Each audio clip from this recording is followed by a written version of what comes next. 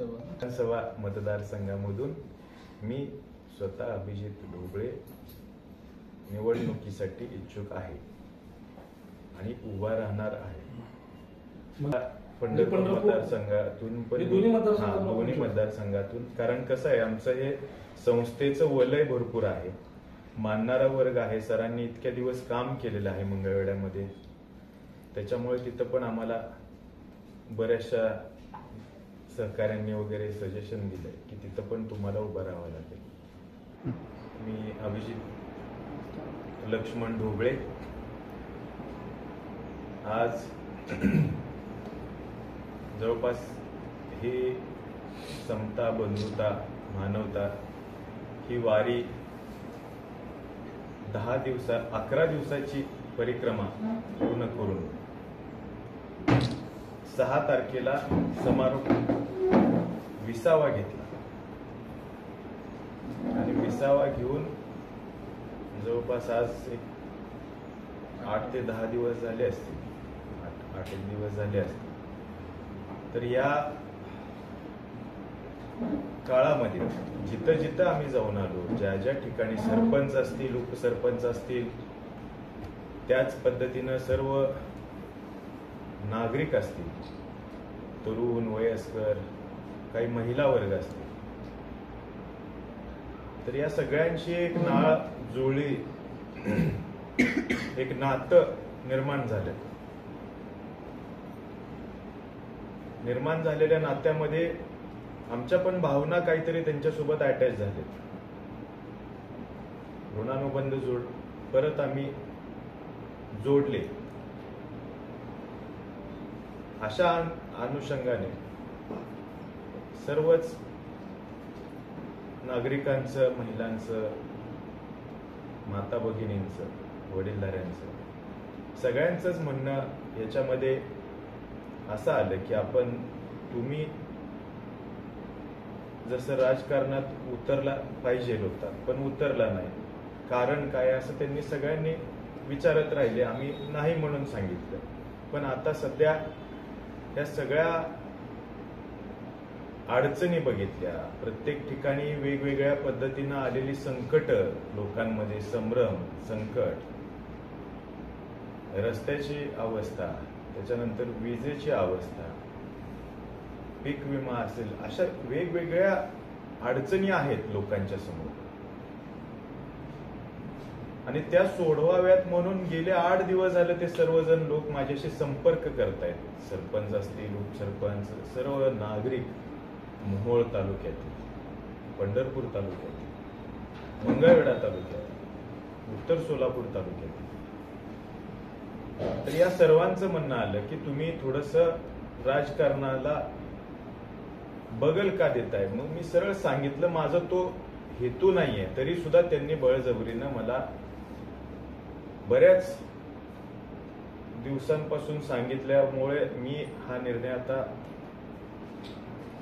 असं तुम्हाला सांगायचं होतं सर्व पत्रकार बांधवांना की हे सगळं जनतेच्या हट्टापोटी मी आता इलेक्शन लढवायचं ही मानसिकता आता केलेली आहे। तर याच्यामध्ये प्रामुख्यानं बंधुता जपायची असेल, मानवता जपायची असेल, समता जपायची असेल, तर राजकारण विरहित समाजकारण करणं मला आवडेल। यासाठी मी त्या सर्वांना सांगितलं, विनंती केली, त्या सर्वांनी मला, तुला आशीर्वाद आहे बाळा, पण कुठंही कोणत्याही प्रकारचं राजकारण करू नको, समाजकारण कर, समाजाला धरून राहा, अडीअडचणी समजून घे। भारत देश एवढा पुढे चाललाय पण एखाद्या गावात अजूनपर्यंत एसटी जात नाही। दुर्दैव असं आहे की डांबरीचा रोड सुद्धा त्यांनी गेले 40 वर्ष बघितला नाही। तर यासाठी मला जर त्या लोकांच्या मध्ये समस्या सोडवायच्या असतील तर मला ह्या इलेक्शन मध्ये उतरावंच लागतं, त्याशिवाय पर्याय डोळ्यासमोर दिसलेला नाही। त्यामुळे मी स्वतः, आमचे सगळे कोर टीम होती, सगळ्यांनीच सांगितलं की बाबा आपण आता थोडासा निर्णय घ्यावा लागणार आहे, कारण लोकांच्या अपेक्षा अशा वाढलेल्या आहेत.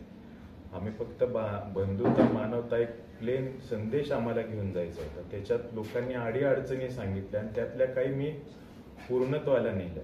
त्याच्यामुळे त्यांच्या अपेक्षा वाढलेल्या आहेत. त्यामुळे सर्व जनतेने मला असा संदेश दिला, आपल्या सर्वांच्या समोर मी मांडला. मोहोळ विधानसभा मतदारसंघामधून मी स्वतः अभिजित ढोबळे निवडणुकीसाठी इच्छुक आहे आणि उभा राहणार आहे.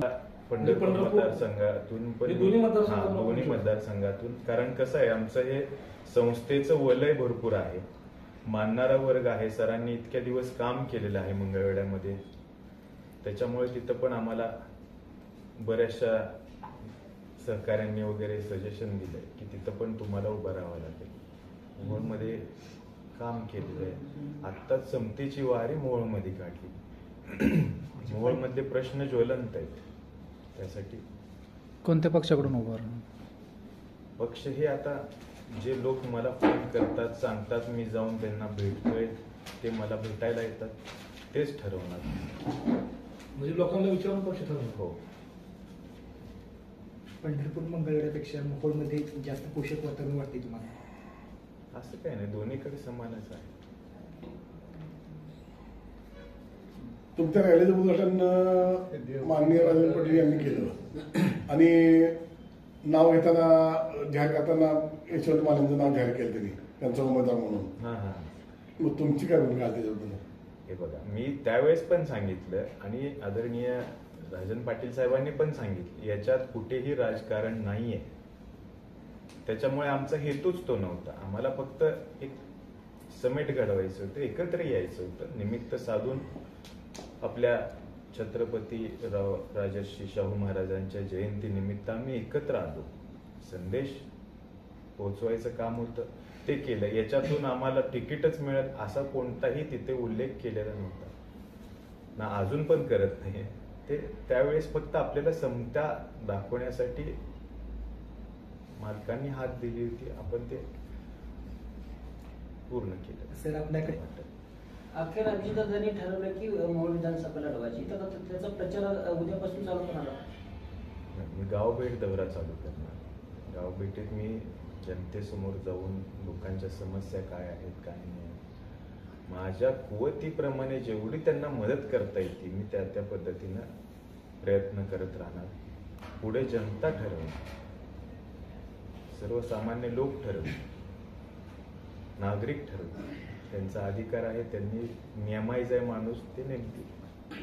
म्हणजे आता गावभेट दौरा करून फक्त तुम्ही पार्टी लोकांकडून विचारून पार्टी ठरवणार का पार्टी अगोदर ठरलेली आहे तुमची कुटुंब मतदारसभा लढायची? नाही, तसा विषय नाहीये. काय जे काय असेल ते लोकांच्यात जाणार.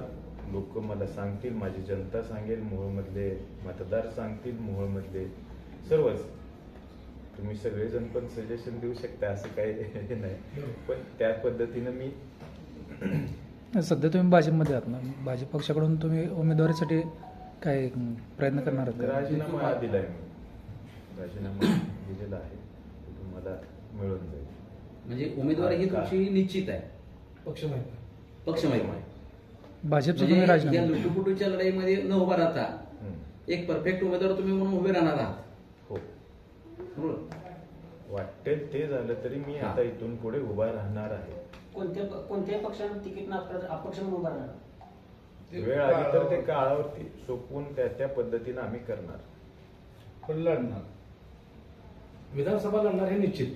पक्ष पार्टी माहित नाही. माहित नाही म्हणजे जे होईल ते जनता ठरवणार, त्याच्यावरती आहे.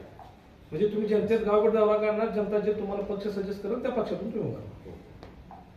तुम्ही भाजपच्या सदस्यपदाचा राजीनामा दिलाय का फक्त पदाचा राजीनामा दिलाय? दोन्ही, सदस्य पण पदाचा पण.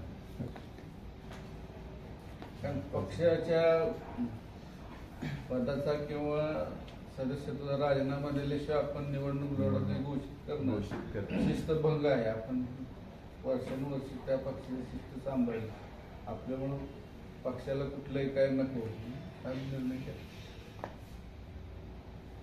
मी सांगायचं कारण आम्ही दोघे पदाधिकारी होतो पाहिजे. दोघांनी आम्ही राजीनामा दिला. ठाकरे गटाकडून पण